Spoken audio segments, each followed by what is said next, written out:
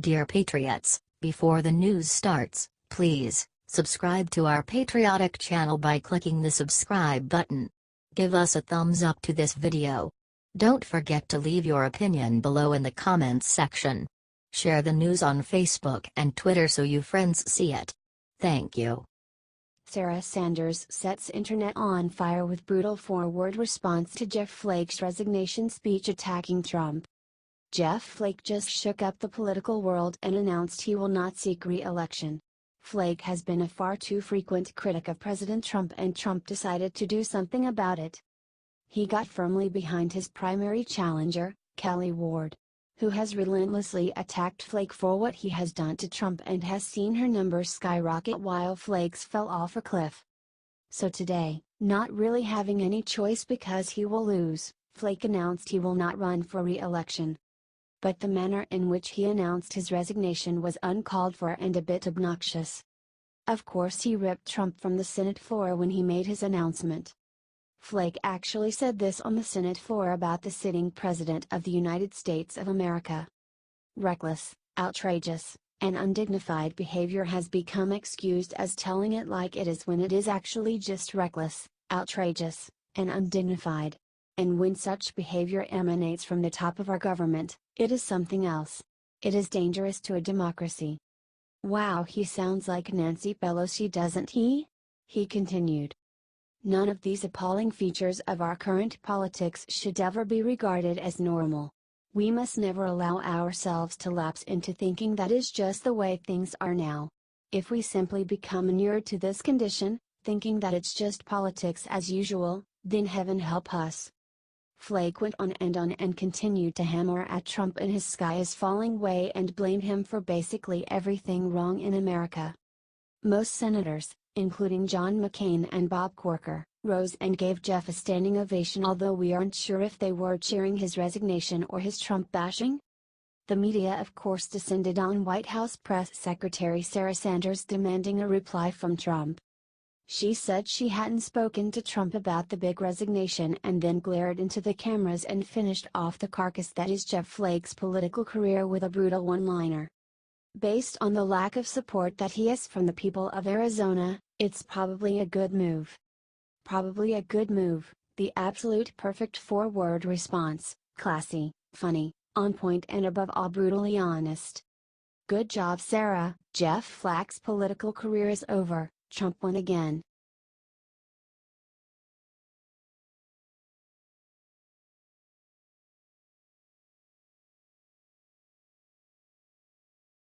Sabotage.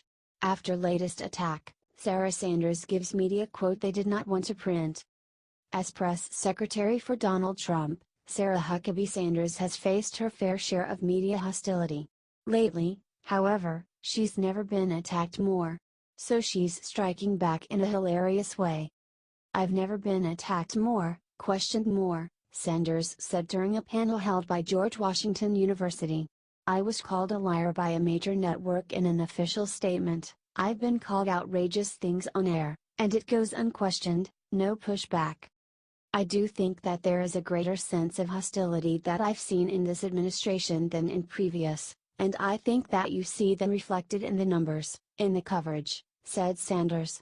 If you compare that to the first 9 months of the Obama administration, it was 40 to 60, so for people to pretend like there isn't a greater sense of hostility toward this administration, I think, would be to ignore real facts. This tirade against the press forced the Washington Post to fact-check the statement.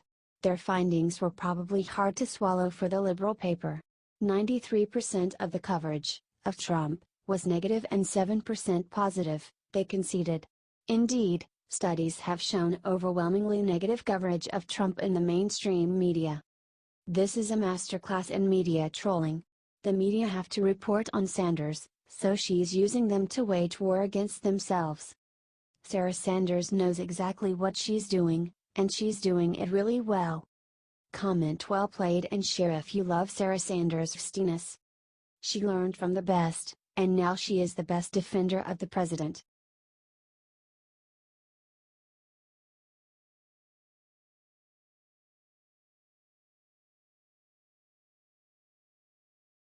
Bureau of Labor accurately predicts jaw-dropping number of jobs Trump will create in coming years. This is why we elected President Trump and not Hillary Clinton or Jeb Bush. Jobs. We were sick and tired of watching our good jobs go overseas and bad jobs, if you can find one at all, replacing them. In one shocking incident, Disney brought the low-skilled workers here and made the U.S. workers they were replacing train them. Disney didn't even have to offshore, they used a loophole and were able to bring in cheaper Indian workers, and then to throw sand in America's face, they made these workers train the Indian tech guys or they would not give them their buyout. It was a low blow made worse by the knowledge that this was not an isolated incident. So we made a change and elected Trump, and we have already seen good results. Based on new government projections, we are about to go from good to great. According to new projections from the Bureau of Labor Statistics, employment will grow by 11.5 million from 2016 through 2026. From 156,100,000 to 167,600,000 jobs, an increase of 0.7%, which beats out the 0.5% growth seen from 2006 through 2016. The Bureau also predicted that GDP will rise at an annual rate of 2% for the next 10 years, a huge jump from the 1.4% growth rate in the last decade. This is great news, but it gets even better. When Congress finally gets their act together and passes tax reform, we will see the numbers skyrocket. The projected figures for job creation over the next decade is a good indication that President Trump's current policies are having a net positive effect on the U.S. economy, said Alfredo Ortiz, President and CEO of the Job Creators Network, told the Free Beacon. Recent walkbacks of intrusive government regulations are freeing up the ability of businesses, big and small, to expand and become a stronger economic root of their communities. Current efforts to pass small business and middle-class tax cuts will advance this trend even further, allowing Main Street to once again become the driving force of the American economy. But wait, it gets even better. According to the projections, one industry will see a decline in jobs and wages: government. Can you believe it? Off the charts private sector growth and a decline in government jobs and wages. That's what happens when you elect the right man for the job.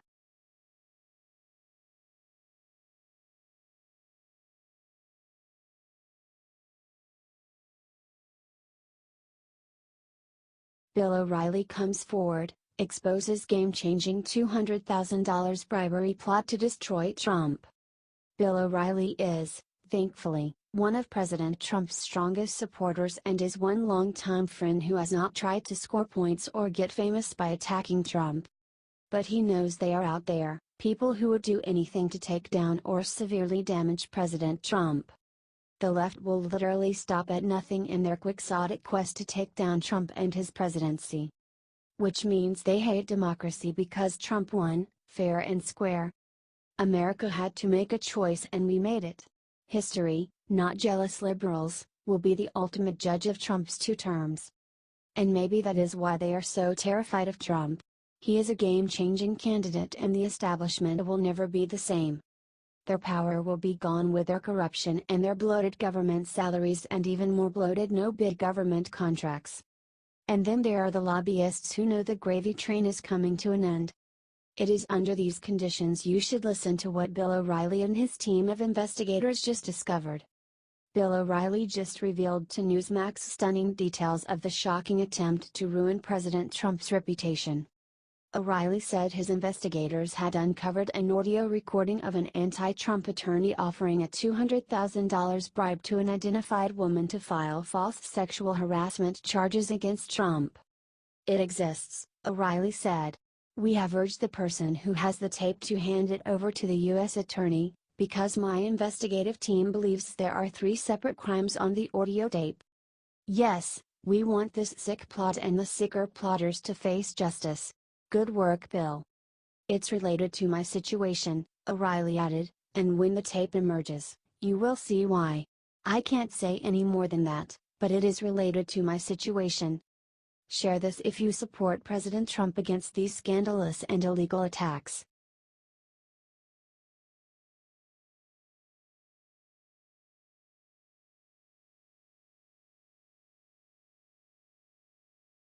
Trump physically attacked by protester, but his response will make Americans proud.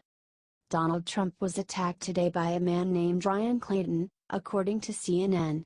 But Trump didn't even give the protester a second thought. Trump is treason. The man yelled as Trump walked down a hall on Capitol Hill. Why is Congress talking about tax cuts when they should be talking about treason? During the nonsense tirade, Clayton hurled a handful of Russian flags directly at the president.